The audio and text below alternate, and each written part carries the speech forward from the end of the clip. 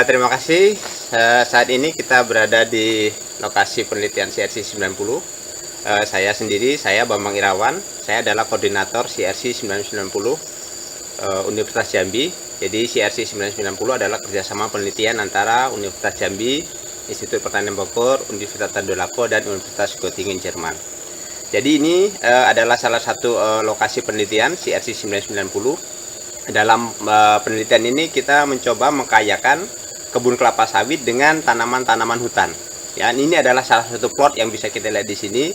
Jadi pada plot ini kita menanam 6 spesies tanaman yang berbeda di dalam kebun kelapa sawit.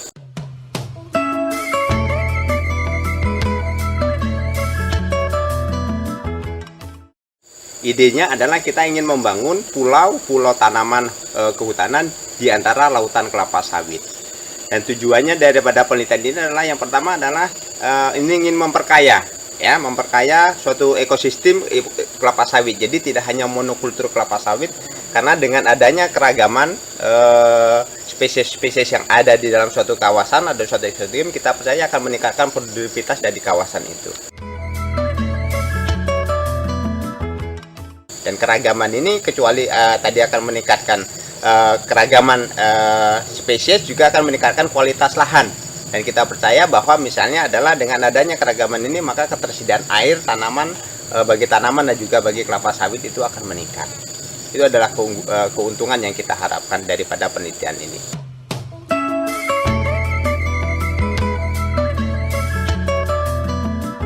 Dari hasil beberapa penelitian yang juga dilakukan oleh CRC, bahwa kebun kelapa pada pola perkebunan kelapa sawit itu terjadi beberapa penurunan kualitas tanah, misalnya salah satunya. Misalnya adalah bahwa tanah-tanah yang ditanami kelapa sawit akan cenderung lebih padat karena adanya proses kegiatan pemupukan yang intensif dan kegiatan-kegiatan budidaya yang lain. Oleh karena itu kita akan mengkayakan ini dengan tanaman-tanaman kehutanan ini.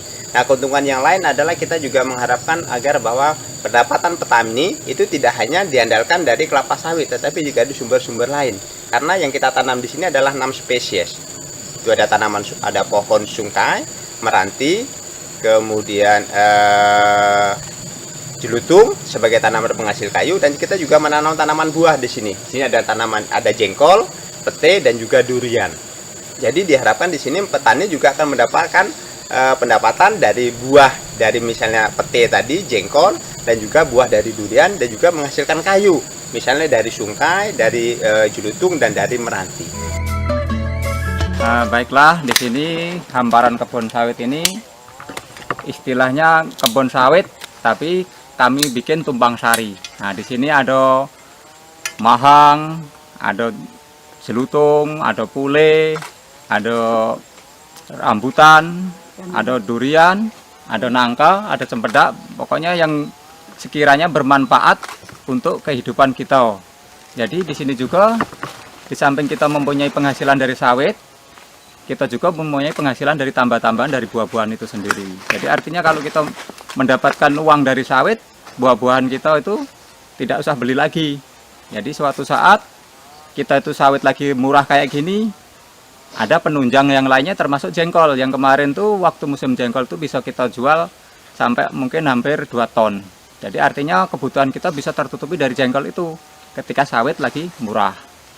Dan di samping itu kegunaan dari tanaman-tanaman atau tanaman hutan, tanaman buah itu sendiri kan, di samping buahnya yang kita ambil, mungkin kayunya ke depan bisa kita manfaatkan untuk anak cucu kita.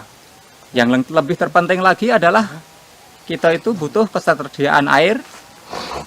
Dengan adanya tanaman ini, resapan air hujan bisa masuk ke dalam, mengingat akar sawit ini cuma ada di atas, yang sifatnya menghalangi air untuk meresap ke bawah.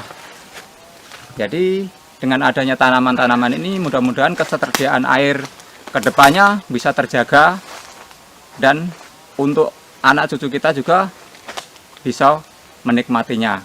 Selain itu kita juga percaya bahwa peningkatan keragaman tadi juga akan meningkatkan produksi, karena nanti ada kegiatan namanya kontrol atau pengendalian terhadap hama dan penyakit secara alami karena adanya keragaman insek, dan kita juga diharapkan akan terjadi peningkatan serangga-serangga yang berfungsi sebagai serangga penyerbu untuk kelapa sawit itu sendiri.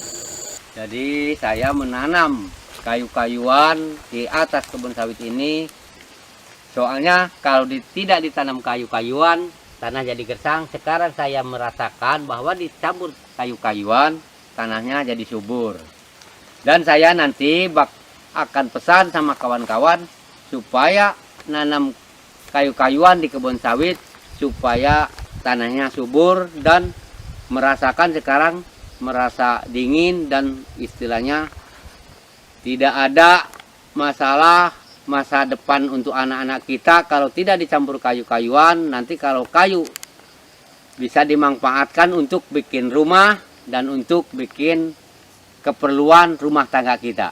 Dan selain itu juga bahwa kita menanam ini ada tanaman yang kita pilih adalah tanaman legum. Legum ini di sini adalah pete dan jengkol. Nah, legum ini bisa memfiksasi atau menyerap N yang ada di udara, kemudian N nitrogen ini kemudian digunakan oleh tanaman itu sendiri dan juga kebun kelapa sawit yang ada di lahan ini.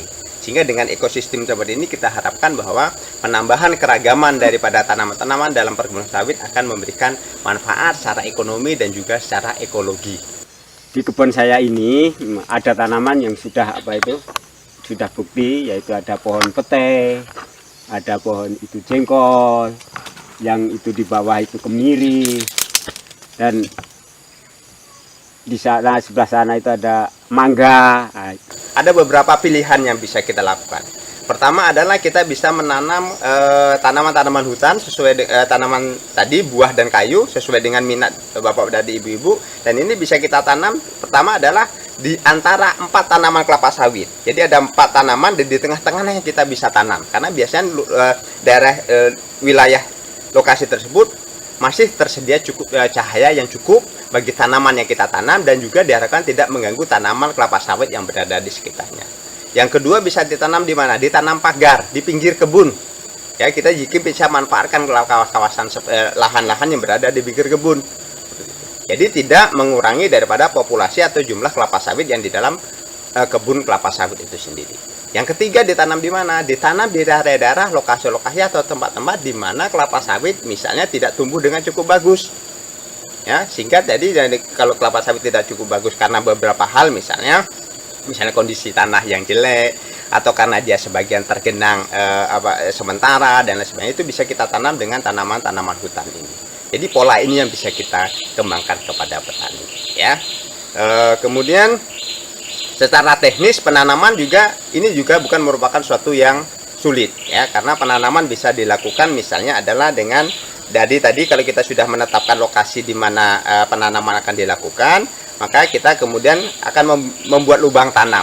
Lubang tanam bisa kita buat berdasarkan ukuran daripada bibit yang kita gunakan. Tapi rata-rata bisa kita buat lubang tanam bisa kita buat dengan ukuran 30, lebar 30, panjang 30, dan juga bisa kedalaman 30 cm. Kemudian setelah tanah itu kita gali, kita ambil, kita pisahkan antara tanah bagian atas dan bagian bawah. Kemudian tanah bagian atas kemudian kita campur dengan pupuk kandang. Pupuk kandangnya sebanyak 2 kilo, bisa kita gunakan 2 kilo per tanaman. Kemudian pupuk kandang dengan tanam lapisan atas kita campur sedemikian rupa. Kemudian bibit yang sudah kita miliki bisa kita beli atau kita perbanyak sendiri, kita letakkan. Kemudian polybagnya harus kita buka sedemikian rupa, baru nanti kita letakkan di lubang tanam yang sudah kita buat. Baru tadi tanah yang campuran antara topsoil, tanah bagian atas dengan pupuk kandang tadi kita masukkan ke dalam lubang tanam, kita padatkan sedemikian rupa. Harus juga kita pastikan itu padat. Nah, setelah itu selesai baru nanti kita beli pupuk awal, ya. Kita bisa gunakan pupuk NPK, ya, NPK 15 misalnya, kita bisa tanam gunakan itu, dan dengan dosis berapa banyak kita bisa gunakan 150 gram per tanaman. Setelah itu pemupukan lanjutannya kapan kita lakukan? Itu bisa kita lakukan setiap 6 bulan sekali atau setahun 2 kali. Kemudian kegiatan yang lain yang bisa dilakukan adalah misalnya kita harus melakukan penyiraman. jika kita lakukan penanaman di musim kemarau. Tapi kalau dilakukan pada musim penghujan, maka penyiraman tidak perlu dilakukan. Tindakan lain apa yang perlu dilakukan? Misalnya adalah pengendalian gulma. Pengendalian gulma dilakukan dengan menggunakan piringan, dan itu berdasarkan daripada kondisi daripada gulma itu sendiri. Ya, itu yang bisa kita lakukan. Kemudian pemeliharaan lain kita bisa amati kalau ada serangan hama dan penyakit. Tapi kita arahkan pengendalian hama dan penyakit adalah dengan dilakukan secara manual, karena itu menjadi lebih sederhana dan juga lebih ramah terhadap lingkungan.